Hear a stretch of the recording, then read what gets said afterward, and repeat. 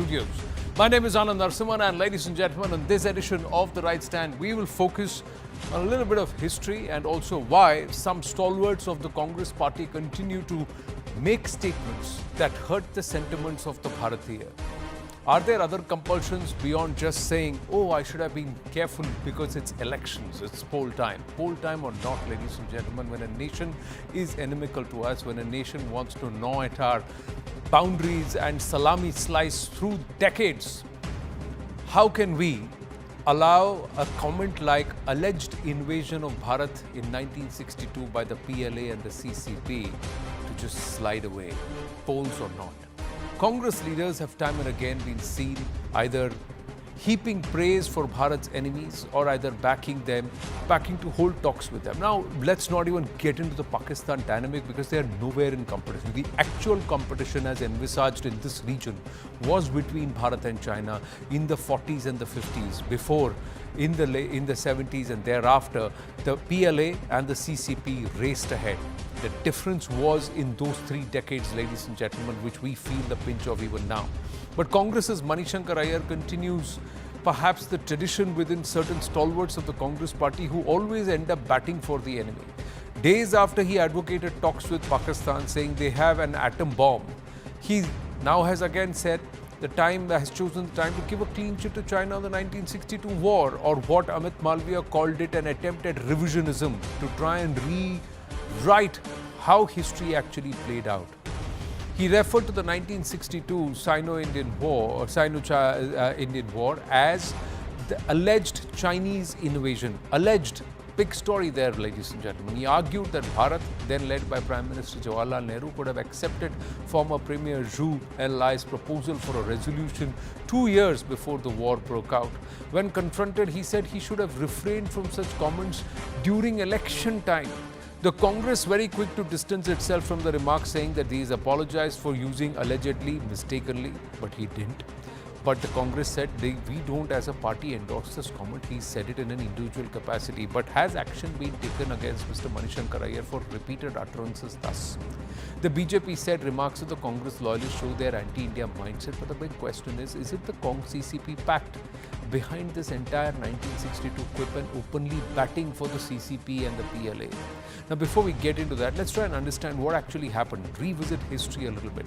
December 1961, Bharat under Nehru adopted the forward policy aimed at establishing symbolic posts in Ladakh to assert territorial claims and deter further Chinese encroachment.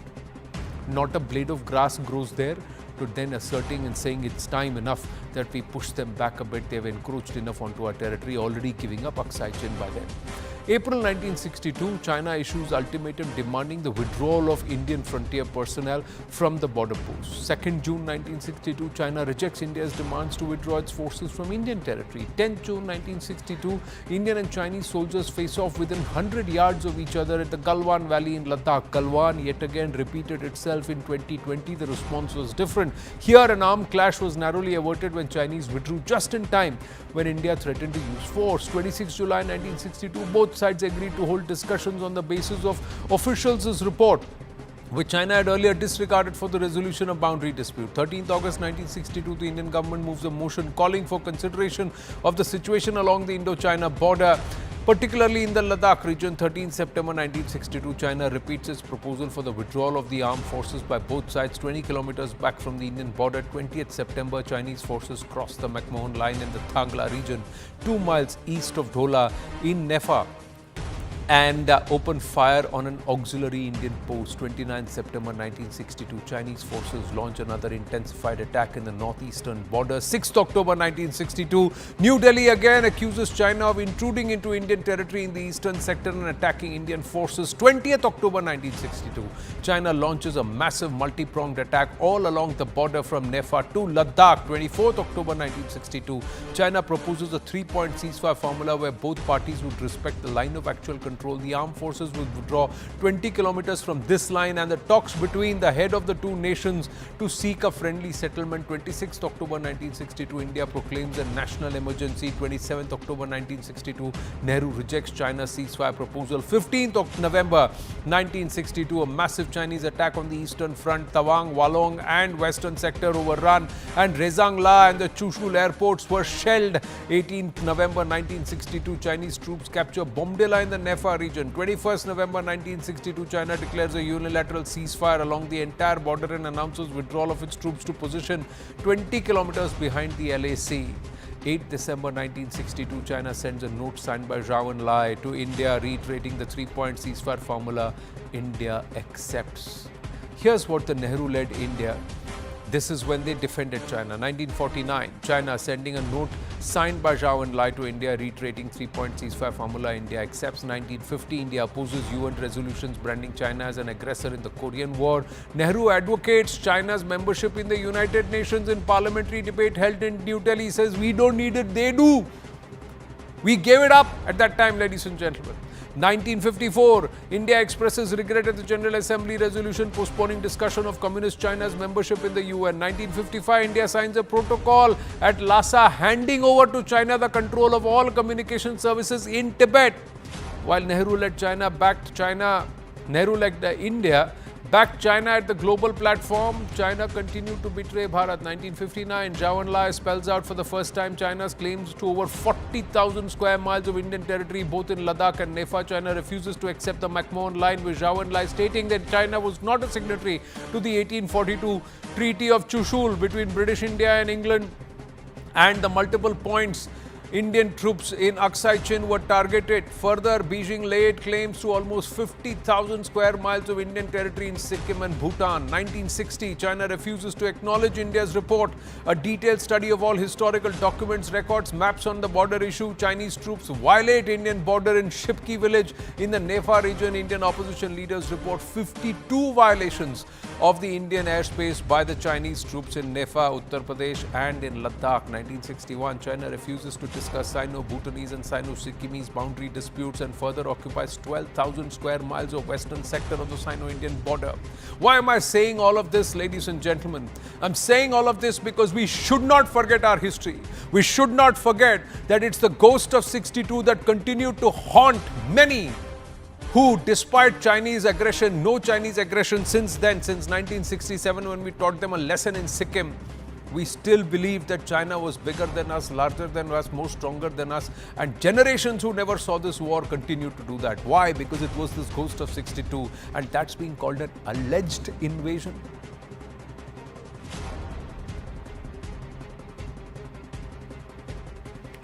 The BJP reminded Rahul Gandhi of alleged China and Congress bonhomie. Memorandum signed between China's Communist Party and Congress in 2008. The MOU provides the two parties the opportunity to consult each other on important bilateral, regional and international developments. BJP MP Jamyang Sering Namgyal claimed that Zorawar Fort in Demchok was destroyed by the PLA in 2008, the very year when the MOU was signed, and set up PLA's observing point in 2012 on that very spot, which marked Indian territory. Zorawar Singh was the one who pushed the Chinese back, and that a Treaty of Chushul 1842 happened, the Zorawar Fort happened, and that was all Indian territory, ladies and gentlemen. Now a Chinese observation post there. During UPS regime, all of this happened between 2008 and 2012. Also created Chinese New Demchok colony with 13 cemented houses there. In 2017, Rahul Gandhi meets Chinese envoy in Delhi amid the Doklam standoff. In 2018, Rahul met two Chinese ministers during Kailash Mansarovar Yatra, and he allegedly met the ministers without the MEA's knowledge or permission. In 2022, FCRA license of Rajiv Gandhi Foundation was cancelled, and Home Minister Shah said RGF received funds from the Chinese embassy. He said that between 2005 to 2007, RGF received 1.35 crore from the Chinese embassy. The same period, ladies and gentlemen, when that MOU was signed, at that time Xi Jinping was the vice president. It was signed in Beijing.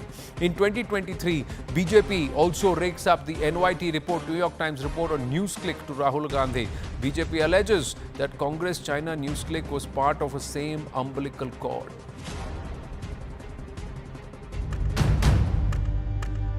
In October 1962, the Chinese allegedly invaded India. expression alleged, but I shouldn't have done so. Yes, I shouldn't have done so because we're in the middle of an election. Iyer हैं कौन? ना कोई पदाधिकारी हैं, पूर्व सांसद हैं, पूर्व मंत्री हैं, जो कुछ बोलते हैं वो बोलते रहते हैं, अपनी व्यक्तिगत तौर से बोलते रहते हैं। हमने उनका उससे हमने कुछ लेना देना नहीं है। कांग्रेस ने जो देश के साथ अन्याय वर्षों तक किया है और जो देश को कमजोर भी किया, नहीं तो कोई कारण नहीं था कि भारत की स्थिति होती।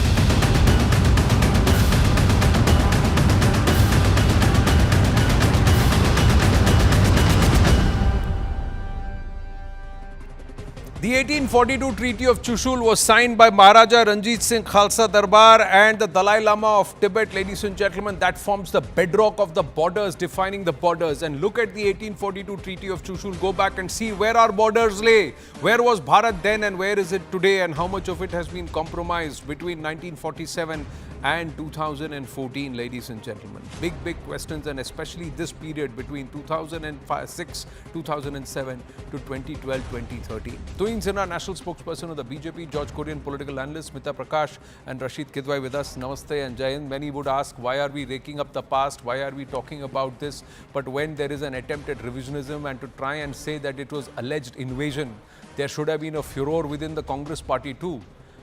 Not just a denial, George Korean, not just a distancing. Good evening, Anand, to my co-panelists on your debate and to your audience. Let me begin by saying, Mani Shankar Aiyar is a former Congress leader. We have no doubts about it. But in the last 10 years you may have noticed that, Mani Shankar Aiyar holds no organizational position within the Congress party. Neither he's a ground level leader for the Congress party, neither is he amplifying the Congress ideology to begin with. So trying to corner the Congress party with such loose statements of Mani Shankar Aiyar is uncalled for, and I strongly believe that the media should refrain from making any attempt to defend the Congress party during the course of the election that is going on at this point in time. Has he been formally expelled from the Congress party, sir? Has he been formally expelled from the Congress party? Is he going on all platforms stating that he is no longer a Congress leader? Well, Anand, I respectfully want to, don't want to buy that argument of yours. See, the Congress party believes in a secular fabric. We have a democratic, every Congress leader who believes in the Congress ideology has the, they can put forward their point of view democratically, and we don't hold. So he's still a Congress leader then? But he's still a member of the Congress party then? He has not been expelled by the Congress party? Definitely is good without saying Mani Shankar Aiyar is still with the Congress ideology, but the way he... so then please don't say he's no longer a Congress leader. The loose talks and loose statement that Mani Shankar Aiyar is making in the last couple of years goes to show that he's trying to make a pitch towards Narendra Modi, but unfortunately the Bharatiya Janata Party is not trying to give him any position, or for that matter not trying to. So are you going to wait for him to join the BJP and continue to make such utterances that compromise the interest of the Congress party and also Bharat as a nation, ladies, Mr. Korean? And making such loose statements, one should understand. Mani Shankar Aiyar should also understand that he has not apologized also, sir. He has got all the positions. In direct contravention to Sri Jairam Ramesh's post, where he said that Mr. Mani Shankar Aiyar has retracted his statement and apologized for what he said. Mr. Mani Shankar Aiyar has not apologized. He just said that I shouldn't have said it during election season. There is a difference. So, Anand, we have to understand the damage has already been done. So, there's no point apologizing post anything has been done. So, because the media has got... Does the Congress still have, let me ask you, does the Congress party still have an MOU with the CCP, sir? Is that MOU still operational? Well, Anand, let me reiterate for the benefit of your audience. For the Congress party, past is history. Congress party is looking forward to a new Congress, and it's a new Congress. I'm just asking you, Mr. Korean, a very simple question. Does the Congress party still have an MOU in running with the CCP that was signed in 2008? Is that MOU still on? Well, Anand, to get to your answer, let me reiterate, the Congress party, when it comes to power in 2024, which we are confident we're going to come, we're already 265 seats at this point in time. We're just short about 10-15 seats at this point in time. Narendra Modi and the Bharatiya Janata Party will be a very good opposition for this nation. We will ensure that we will run this country with Two questions that you have not answered, and you were very fluent in your arguments till these two questions where you stuttered and stammered, sir, and it is on record and it is visible. Why is Mani Shankar Aiyar still a member of the Congress party if his utterances have continuously embarrassed the Congress party, whereas other leaders have been suspended and expelled for lesser comments and lesser work that they have done? Constructive criticism has seen expulsion, but this kind of destructive criticism for both the party and the country has not seen expulsion. Secondly, Well, sir, the you failed to answer the question whether the Congress party still has an MOU with the CCP PLA that it signed in 2008. That question still remains unanswered. I will still leave it parked there. Tuhin Sinha, Mani Shankar Aiyar is batting for the BJP.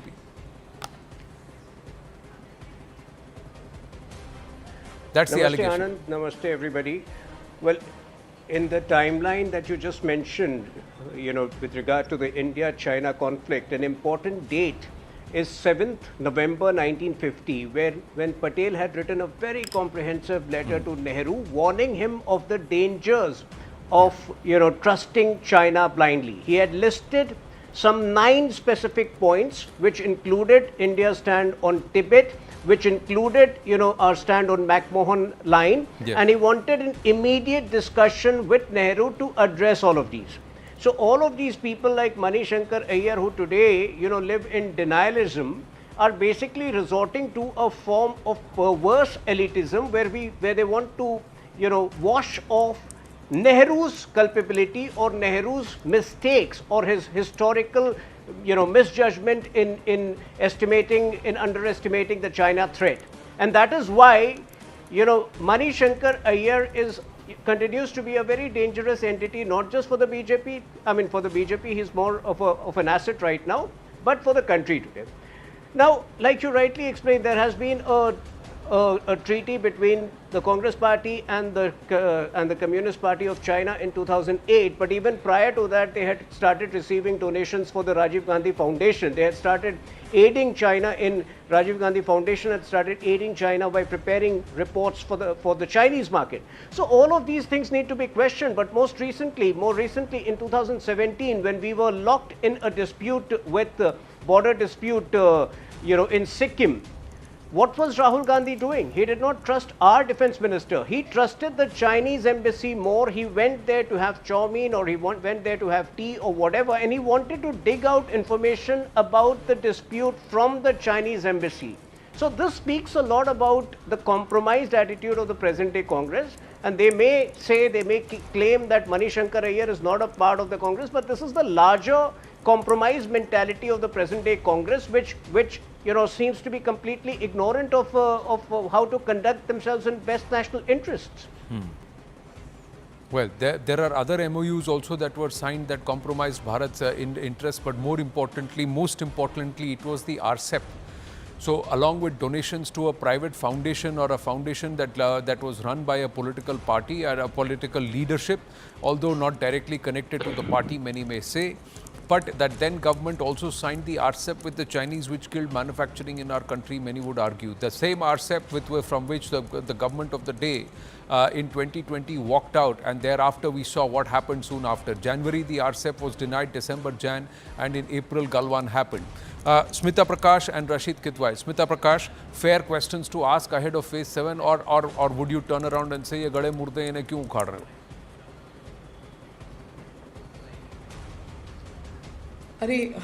No, absolutely not. I think Mr. Kurian doesn't know the history of his own party. Mani Shankar Aiyar is making no attempts, will make no attempts to get close to the BJP and Modi. There is a visceral hatred he has for the BJP. You need to know a little bit more about the people. I think Rashid is a good person. His books will tell you about the Congress party and its history. Mani Shankar Aiyar has this wonderful ability to be in the news during elections, and this time he's come in the last round, much to the media's dejection, because they had almost given up hope. But notice, Anand, that he said what he did not on a one-on-one with the journalist, where the journalist could have said, "Acha, galti se I didn't ask a follow-up, or I didn't ask him to rectify." He said this at a book event, a book discussion, where there were several journalists of the foreign news beat. So they knew exactly what was happening and nobody corrected him. I'm also guessing that there are foreign journalists out there also. They also didn't stop him and say, "You just said something erroneous." And he, when he gives a correction, he says, he said this, made a mistake because we are in the middle of an election. So it's not that he is factually wrong or he has a wrong view. The timing, he says, is incorrect because we are in the middle of an election. So Jairam Ramesh, when he says that Mr. Aiyar has apologized and unreservedly for using alleged thing and the Congress distancing itself from it, it doesn't take away from the fact that there is a grey area. And, if you read out this entire list, now Mr. Aiyar, when did he join the IFS? In 1963. And as a young officer, you would think that any young officer who's idealistic and joins the foreign service at a time like that humiliation which we faced in the war would have left some impact on him. It would have erased whatever communist remnants that would have been in him. It would have wiped out that humiliation of the loss. No, it did no such thing. That's one thing about communism, is that it consumes a person completely. It's something that I have seen, and I'm saying this with a great deal of responsibility. I have seen this in bureaucrats of a certain vintage, Anand, in our country, who will, in spite of this country being regularly betrayed by the Chinese, they wear blinders when it comes to the Chinese. Such a travesty this, that generations that have not seen conflict with China or fight with China continue to fear China. This is all attributed by military minds, security minds, analysts to the ghosts of 62. And that's being called an alleged invasion. Rashid Kidwai. Yeah, tell me. Where do you stand? Is Mani Shankar Aiyar acting at the behest of the BJP? Or is Mr. Mani Shankar Aiyar espousing what core Congress values or thought process is, that we don't say anything against China and we give China a clean shit because there is a Congress CCP MOU that is still operational? Anand, you have raised two things. First of all, I think whatever two formulations you have made, none of it is true. Mr. Aiyar is not moving closer to BJP, and Mr. Aiyar is not speaking officially on the behest of Congress parties. Mr. Prakash is right. He is very much a Congress person and has an intense, I would say, dislike for Mr. Narendra Modi and the kind of politics that Mr. Modi is pursuing. So, see, the Congress has an inbuilt, very inefficient system, particularly if there is any kind of, course correction that is required. We have seen recently in case of Mr. Sam Pitroda also, who spoke out of turn, who spoke against, so to say, the interests of the Congress, whole-bound Congress, but yet he was neither expelled nor, show cause, nothing like that. He just resigned as chairman of Indian Overseas Congress. Because a lot of, if you ask members of Gandhi family, they would say it is for Mr. Mallikarjun Kharge, who is the official AICC president, to act against Mr. Mani Shankar Aiyar. And Mr. Kharge would always look, towards Gandhi family to get some kind of signal or a cue to act against decisively what you are expecting, some kind of suspension or expulsion. Remember last time also, Mr. Aiyar was indeed, he was suspended and he was expelled also for 6 years from the Congress party. He's just sort of, so to say, he has come back officially, but again, he faces that kind of thing. Second point, Anand, you have raised, I'm not so sure about this kind of the Communist Party of China and Congress relations. It is an open secret, and I have documented it in several of my books and articles and all. The Congress does have fraternal relations with many political parties. It in fact includes Baath Party of Saddam Hussein. There are several parties. There are this thing with Labour Party. They have a fraternal relations with PPP of Pakistan, and in the past AICC sessions, several foreign political parties, delegation, Communist Party of Vietnam, Sri Lankan parties, and several parties have come. It was only the Burari session in 2010 that they didn't come, but many foreign delegations, the fraternal relations exist. So that MOU was in keeping with that kind of fraternal relation Congress has with many political parties across the world. Are you trying to say that that MOU did not pave the way for RCEP to come into place, sir? That MOU had nothing to do, and that MOU came at a time when the Chinese actually destroyed the Zorawar fort. They were way inside the Y junction. It happened in a year. It happened. No, I'm asking you, Rashid Kidwai. I'm asking you, Rashid Kidwai. Has the Congress party ever officially said that we no longer have an MOU with the CCP? Post Galwan in 2020, did the Congress party say we are ending our MOU with the CCP? Your question can only be answered by the Congress party. I am asking you, sir. You are saying that the 2008 MOU has got no bearing. I am asking you that since you've tracked the Congress party, you've written about it. Are you trying to tell me that please hear me. Okay, go ahead, please. Look, from my understanding, and Smita Prakash, you would correct me, the fraternal relations between political parties across the world have little or no bearing on the functioning of the government. It is that government works in a very different way, and the kind of things that you are referring to, as to do government to government relations. These are all cultural and very... Let me ask you, all right, point taken. Are you okay with a party which is the grand old party of this country, which was by Muhammad Ali Jinnah branded as a Hindu nationalist party before independence, for this party to have fraternal relationship with a party which wanted to invade India and stake claim over more than 40,000 square miles and thereafter 50,000 square miles of Indian territory? Are you okay as an Indian citizen for this party to say we'll continue our fraternal relationship with them despite this party encroaching into us? Sir, the CCP, sir, in China, in India, the Congress can be a separate political party and it can be a different entity when it is part of government. But in China, it's the same, sir. The CCP and the PLA are the same, government or not, state or not, they are everything. So I'm parking that question. You're saying you're not the right person to ask this question. Let me take that to Twin Sena. Twin Sena. Private citizen, it is for Congress party to decide. But I am asking you as a citizen, as somebody who's a senior journalist who track the Congress, does this not? Has anybody ever asked this question of Mrs. Sonia Gandhi or Mr. Rahul Gandhi? How can you sign an agreement with an entity which is inimical to us? How can you fraternize with a political party who has a five-finger policy that it's following that was laid down by Mao Zedong? That's what I'm trying to. So and the same person goes to the Chinese ambassador and has dinner with him when we are at the peak of a crisis and we are peak of a clash with the same party with them. They have a fraternal engagement with. No, sir, I am very calm, sir. I am very, very calm. I am not agitated at all. I am just amazed. I am just amazed that independent journalists never ask these questions in the interest of the country, sir. That's what I am saying, sir. Those who espouse independent journalism never ask these questions, sir. With due respect, it's not aimed at any individual, not you at all. The entire fraternity that is busy branding other journalists. When did they ask these questions when they were independent and free, sir? I am just leaving this question out there. Twin Sena, please tell me, will you? No, sir. I am asking, sir. I am asking. Were these questions asked at that time? The UPA chairperson is standing behind somebody who was a member of parliament at that time, sitting and signing this engagement in a year when the Zorawar fort was destroyed in Demchok and the Chinese had made incursions and captured Indian territory.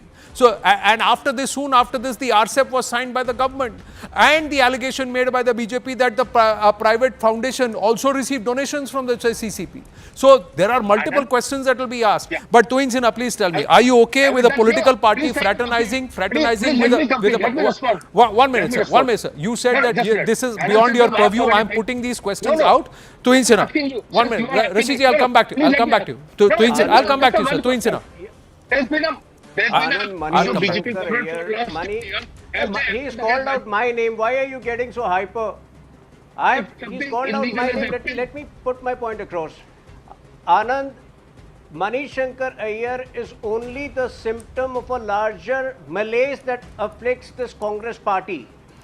Since I have recently worked on a book on the Northeast, I can tell you that the people of Arunachal Pradesh are still impacted by the way Bomdela fell to the Chinese, and after that Nehru came on the radio and very casually said, my heart goes out to the people of Northeast. You should speak to Kiran Rijiju ji, you should speak to other people from the Northeast. They will, especially from Arunachal, who will tell you, how the scars have remained with the present generation. And when Mani Shankar Aiyar makes that casual statement, when he makes that mischievous statement, he kind of reopens those wounds which they have been trying to, cure.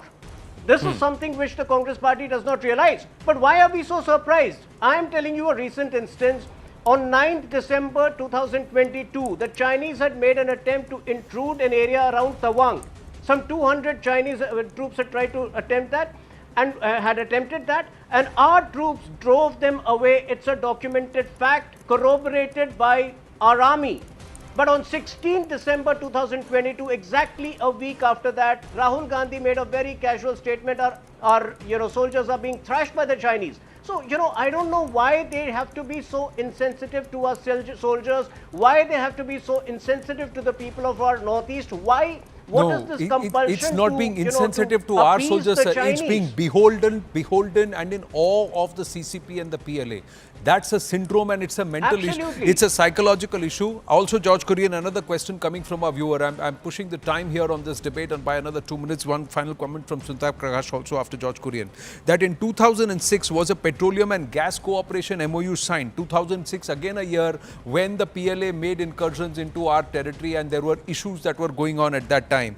And as a result of this, did we lose our bids overseas and end up agreeing to buy Sakhalin gas at $16 per MMBTU? Now, is this true? Is this true that an impact on our energy security happened because of this kind of an agreement that was signed? So 2006, this MOU is signed. 2008, again an MOU between Congress Party and CCP is signed, and soon after that the RCEP is also signed. Were steps taken to compromise Bharat's security or make Bharat further beholden or in the clasps economically and otherwise in the hands of the CCP? And is this the whole follow-up? Let me reiterate for the benefit of the audience is that when Mani Shankar Aiyar was in position, be it as a diplomat or as a member of parliament, he should have raised these issues that he's raising at this point in time would have hold importance and value. At this point in time, when he's out of power and when he's not in any position of the Congress party, this loose statement doesn't make any importance. It's in public domain how silent the Congress party, the Bharatiya Janata Party is with respect to China and the incursions into our territory, and it's in public domain. So I don't want to elaborate on that. Let me also reiterate that the Congress party is a party for the future, and we are looking at the growing inflation in the country, the unemployment in this country. So that is our concern. That's our priority. Past is history for the Congress party. We are looking forward towards the future, and we believe that we will be doing justice to the people of the India at large. Sir, the actions of the past are the ones that are impacting us in the present and are going to further challenge us in the future. That's a reality, sir. That's a reality from Aksai Chin downwards to all this territory. Whether successive governments have been soft in their attitude towards defining that border, which is the longest one, and we have no clear border with the Chinese. Successive governments, sir. Successive governments, including the last 10 years, we have failed to define that border very, very clearly, and it is hurting us day in and day out. Smita Prakash, final word on this. Look, why do you think Mr. Aiyar sounds so bitter when he says these things? The reason he says he's bitter is because he cannot understand why the Congress has shifted itself so far from what it used to be. And the very people who are saying distancing themselves from Mr. Aiyar's comments are the ones who used to be part of his team, who were junior to him. Another thing which I want to point out to you is that no, India did not suspend diplomatic relations with China even during those invasions when they were grabbing our territory piecemeal by piecemeal. Questions were not asked. You asked, Rashid, did the media then ask questions? No, the questions were not asked. But I want to add a caveat. India of then was not the India of today. Political parties, media, they all had these relationships, parallel relationships with political parties of other countries, even when there were aggressive military posturing by those countries. For example, journalists of SAFMA, which is South Asian journalists, were on track to, encouraged even by the Ministry of External Affairs, to continue even during the peak of Kashmir problem in the 90s, in the 2000s, regardless of whichever political party was in power in India, whether the BJP or the Congress, to continue having relations. Indian political parties, Indian media, Indian NGOs were not under so much scrutiny, Anand, today, then as they are today, with regard to the nationalism perspective. India has grown out of a shell. India has grown today. India has become more aware of these matters, of the insidious effects, and I to a large extent, I give credit to social media, which has made many people, including a person like me, more aware of the mistakes that have happened in the past and given us room to correct those mistakes. Right. Thank you very, very much. Have to wind up on that note. Some of our guests would stay on. In fact, all of them are going to stay on because we stay with the discourse around the final phase of polls and turn the spotlight to the Prime Minister's meditation quest or spiritual quest to Kanyakumari. Why mock that and why have a problem with that on the one hand? The other one is yet another masterstroke by Prime Minister Narendra Modi. If it was Kedarnath in 2019, it's Kanyakumari, and there is a direct connection with Kolkata and Swami Vivekananda. We'll talk about that when we come back. Stay with us here.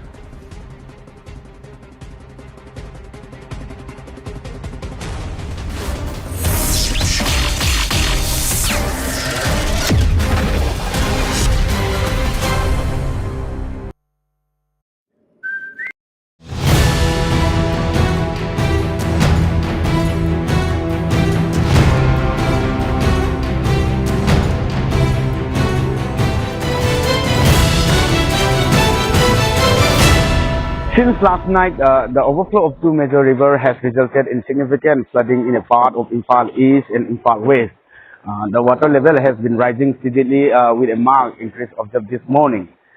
Despite the authorities' effort to contain the overflow until 2 a.m., they were unable to prevent further flooding.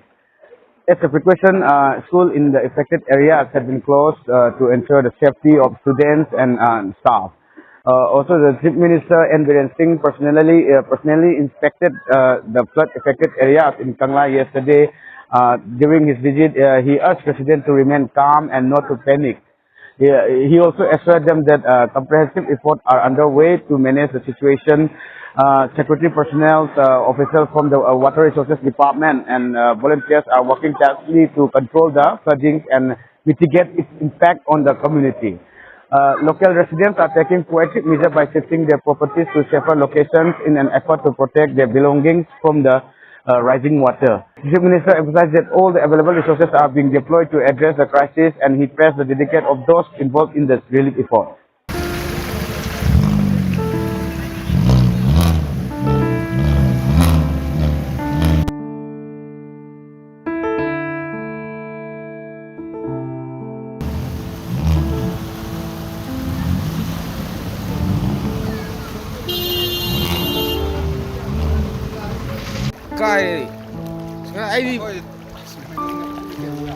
I halak bazu kui diri.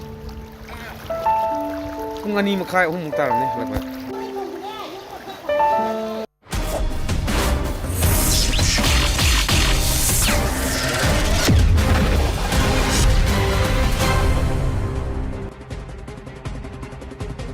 Back on the CNN News 18 and Federal Bank Primetime Studios with this edition of The Right Stand, ladies and gentlemen.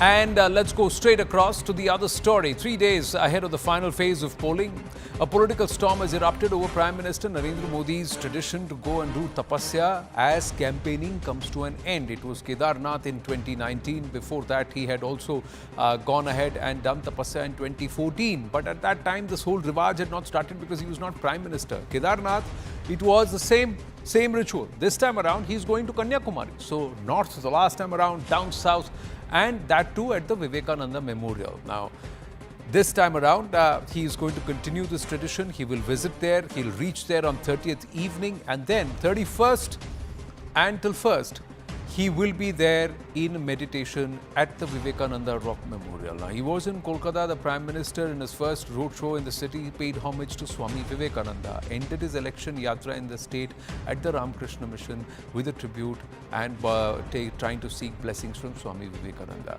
And then Prime Minister will go to Kanyakumari to meditate at the Swami Vivekananda Rock Memorial. So, is there a connection, and is there going to be a spillover effect of this spiritual quest? That's the big question. But who's the inspiration? Narendra Nathji, and the person who espoused Bharat's Hindu roots, its values in the 1900s. And of course, someone who has deep-rooted connection both in Kolkata and in Kashi and across the country. But this event has also, this entire attempt of the Prime Minister has also irked the opposition. From the RJD to the Congress to the DMK to the Trinamool, everyone has said that the Prime Minister should go there without cameras, as no PR stunts are required in faith. If it's a purely yogic quest, spiritual quest, why carry the cameras with you? And it's a tapasya is actually an election gimmick. And they've appealed to the Election Commission to not allow the Prime Minister's tapasya to be actually telecast.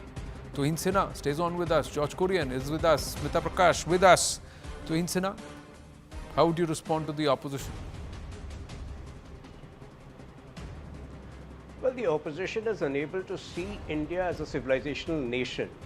You know, when Prime Minister chooses Pratapgarh for his meditation in 2014, when he chooses Kedarnath in 2019, when he chooses Kanyakumari in 2024, even the choice of venue is rooted in the civilizational ethos of India.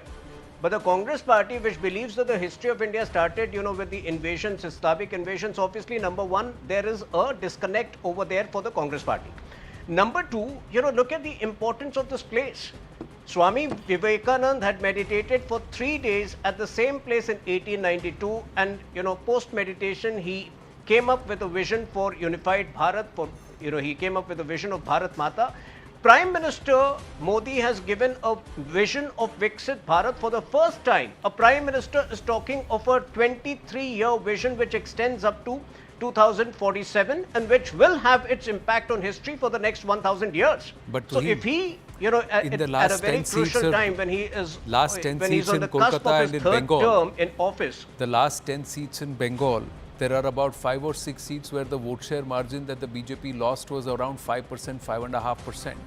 And this is critically the belt where Swami Vivekananda, the Ramakrishna Mission, and also Ma Sarda Devi, they have critical importance. And then for him to choose the Swami Vivekananda Rock Memorial in Kanyakumari, clearly there is some impact that is expected back in Bengal. And these 10 seats are critical for the BJP too. And the other question is, why take the cameras? If he's going, he's most welcome to go. Why take the cameras? No, I think, on the contrary, I think it should inspire people to follow the spiritual path. If a Prime Minister is not able to inspire, if a Prime Minister is inspiring people, what is wrong with it? Obviously, those leaders who are not able to inspire or who don't have that spiritual quotient in them will grudge it. But anyway, coming back to the Bengal question, see, in Bengal, TMC was extremely lucky in the last elections in 2019 because, they were down 18-13. They were down, BJP had 18 and they had 13 by the end of the sixth phase. They were lucky to win all the nine seats with smaller margins. But they won't be lucky this time because in Bengal, the wave is clearly in favor of BJP. So I don't think, the last 9 seats have anything to do. And like I mentioned, the Prime Minister's quest, the Prime Minister Arambagh, these are all seats where the margins were very... and 2024. Now, Smita Prakash, why take the cameras is a question. Camera ke liye kiya ja raha hai. There is no spiritual quest here.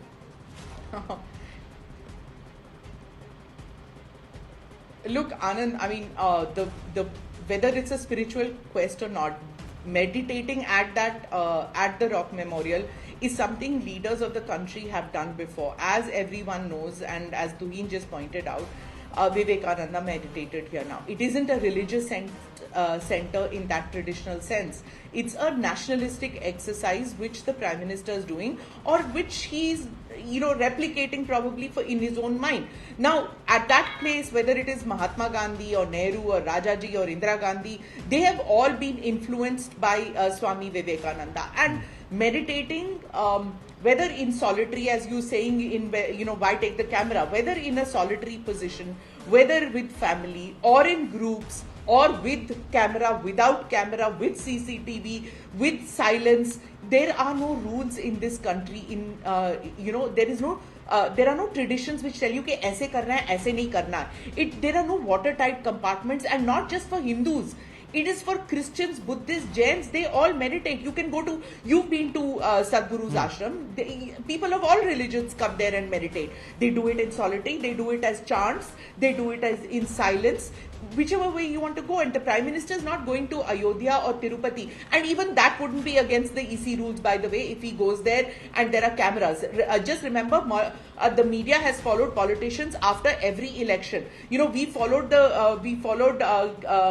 politicians who, after campaigning on the last day, they probably go to a PVR, catch a movie. Some of them are sitting in restaurants having chole bhature with their family. It depends on Mr. Modi. He doesn't have family. He wants to go and meditate. He can go and do anywhere. He can, that he went to Ram Mandir, and before Ram Mandir, he went to many temples in Tamil Nadu. His connect with Tamil Nadu is deep. And it's not just before Ram Mandir or before elections. He even took Xi Jinping to Tamil Nadu, if you remember. So there is a connection that he has with the state, and he will not, Anand, see or accept anybody saying that this is a no-go zone for you to come into our state. Nothing is a no-go zone for the Prime Minister. And if the Prime Minister is going somewhere, everybody would want to know, because everybody else then makes a beeline to that destination, and the economy around that entire area transforms when the Prime Minister goes. Who knew about Kibitu and Arunachal before the Home Minister and the Prime Minister went there and talked about it? Yes, George Kurian, where is the issue? Well, Anand, it's a very good habit to meditate once in a while, and to realize, who you are, what your purpose in life is all about. But changing locations, I really don't think, it will help the Prime Minister, because we have seen in the past, in 2019, how Kedarnath, he really didn't get enlightened or carry forward any vision for the larger interest of the nation. Having said that, it's important to, the larger point is, how spiritually or mentally or be it physically you're getting strength from the meditation is important. Having said that, I strongly believe that the Congress Party will ensure that the Prime Minister will give him enough time to meditate all his life going forward, 4th of June. And coming to Toin Sinha, he spoke about inspiration in midst of the election is not a good thing. Let me remind him that it's a silent period. The model code of conduct is in place. The Congress Party will ensure it will take up the issue to the Election Commission and ensure it has the constitutional right to raise its objection, and we'll do that in the Is Kanyakumari going to polls in this phase? Whether the Kanyakumari is there any restriction? Is there any restriction? Is there any restriction? Is there any restriction? The 7th phase of election is still due. 1st of June is the election. I am sure that the media will be showing Prime Minister meditation 24/7. So we don't want that to happen. The Prime Minister, even when he was in Kedarnath, he was not shown 24/7. It was just about an hour and a half or 2 hours that the Prime Minister was there. Thereafter, there were no cameras. The Prime Minister himself did not allow any more cameras except for the time when he arrived there, and there were some pictures that came. Now those pictures are still there, and everybody still remembers them, and the traffic to Kedarnath increased multifold. That is also something which is on record. But Toin Sinha, camera mukt jayenge kya Pradhan Mantri? And they are saying that he is going to use this to campaign, and there will be enough and more time after the 4th of June for the Prime Minister to meditate. That's what they are. That's what George Kurian is saying. I don't know how meditation can help a campaign. That is something only the Congress Party can answer. But like I mentioned at the start, the Congress has a fundamental problem with our civilizational ethos. I am asking you today, has Rahul Gandhi participated even once in the International Yoga Day, which is one of India's biggest gifts to the world in recent years? Why? Because they have a fundamental problem with Indianness. They have a fundamental problem with Bharatiya practices.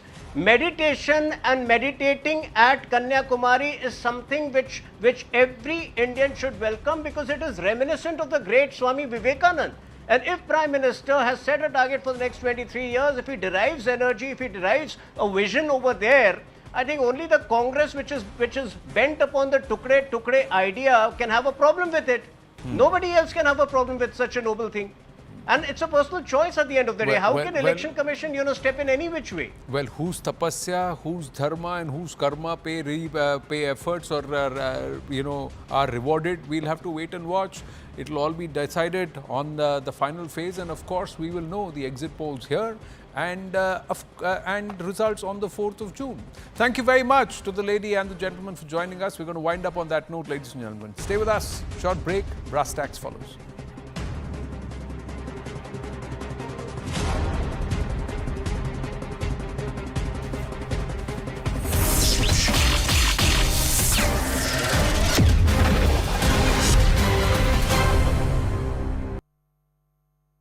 Crore बहनों को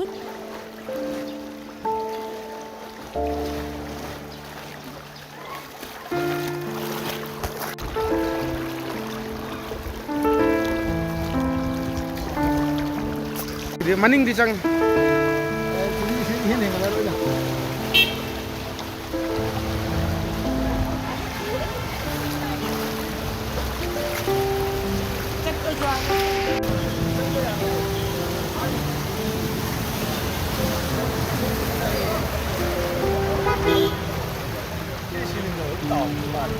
Saya sih pas ini.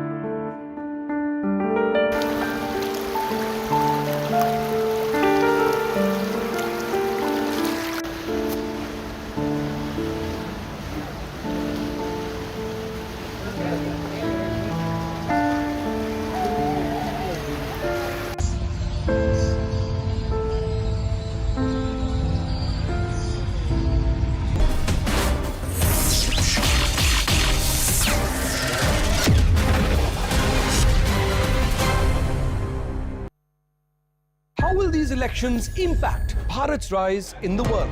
Join me, Nalin Mehta, for the most dynamic and distinctive coverage, unrivaled political punditry, and the sharpest election analysis. Elections equals CNN News 18.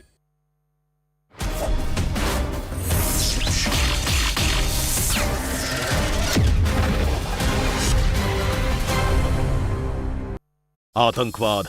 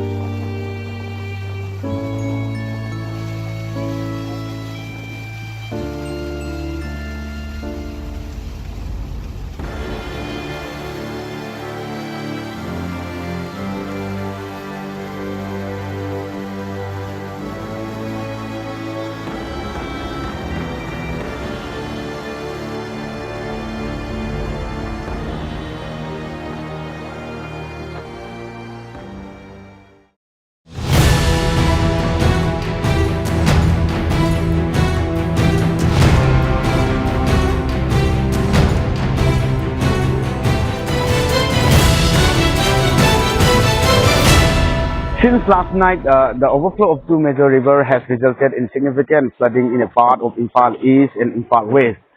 The water level has been rising steadily with a marked increase observed this morning.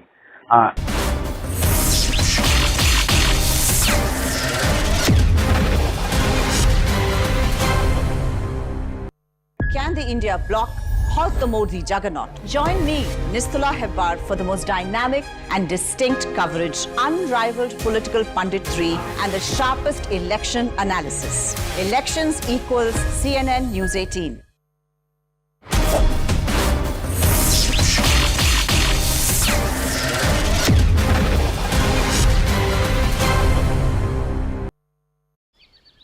Despite the authorities' effort to contain the overflow until 2 a.m., they were unable to prevent further flooding. As a precaution, schools in the affected areas have been closed to ensure the safety of students and staff. Also, the Chief Minister N. Singh personally inspected the flood-affected areas in Kangla yesterday. During his visit, he urged residents to remain calm and not to panic. He also assured them that comprehensive efforts are underway to manage the situation. Security personnel, officials from the Water Resources Department and volunteers are working tirelessly to control the flooding and mitigate its impact on the community.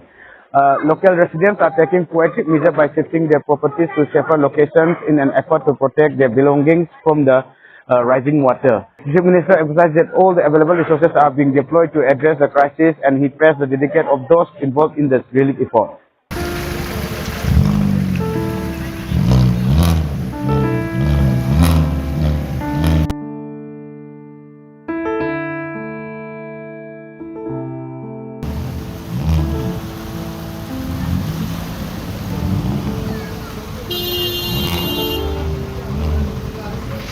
Kai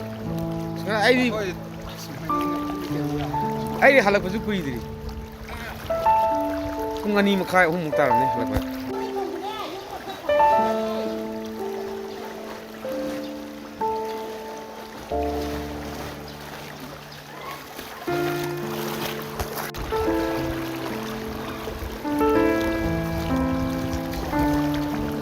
dia maning di chang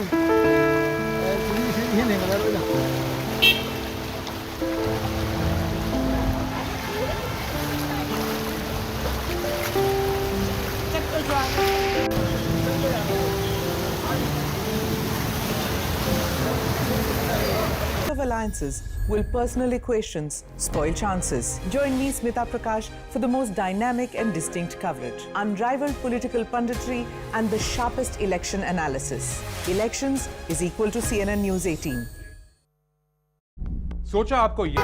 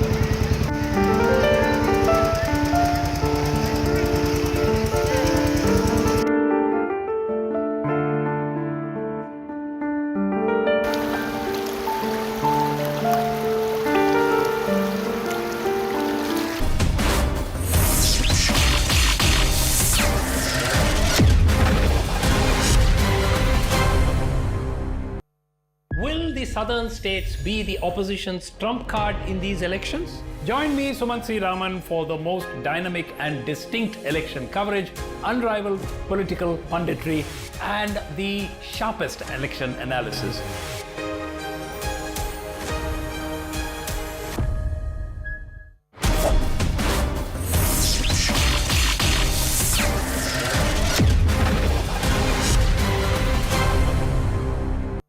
Co-powered by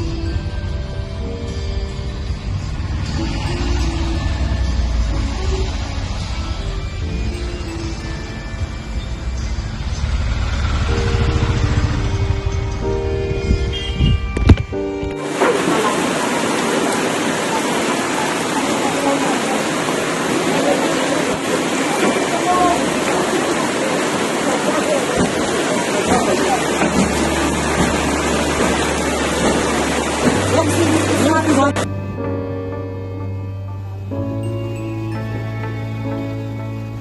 pola siya tayo dro.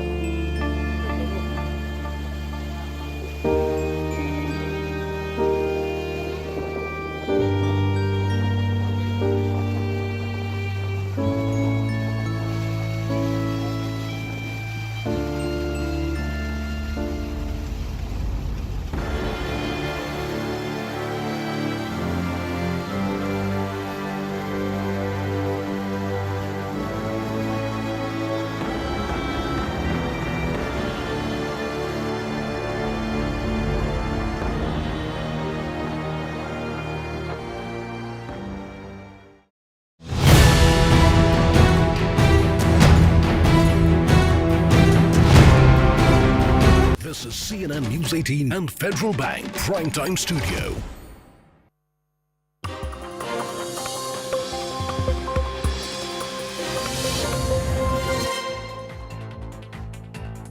Hello and welcome. You're watching Brass Tacks. We're coming to you live from the CNN News 18 and Federal Bank Primetime Studio. There's been widespread outrage over the Pune road rage incident. Now, while much of the anger has been directed at the juvenile offender, his builder father, the doctors who changed the blood sample, etc., and rightfully so, you would argue, one person whose role is crucial but who's gone under the radar, who's slipped under the radar, happens to be NCP MLA Sunil Tingre. Now, he was there at the police station right after the accident happened. There were reportedly 45 missed calls between Tingre and Vishal Agarwal, who's the father of the accused, right after the accident happened. There is also reports that Tingre was picked up by Vishal Agarwal and both of them went to the police station, and there are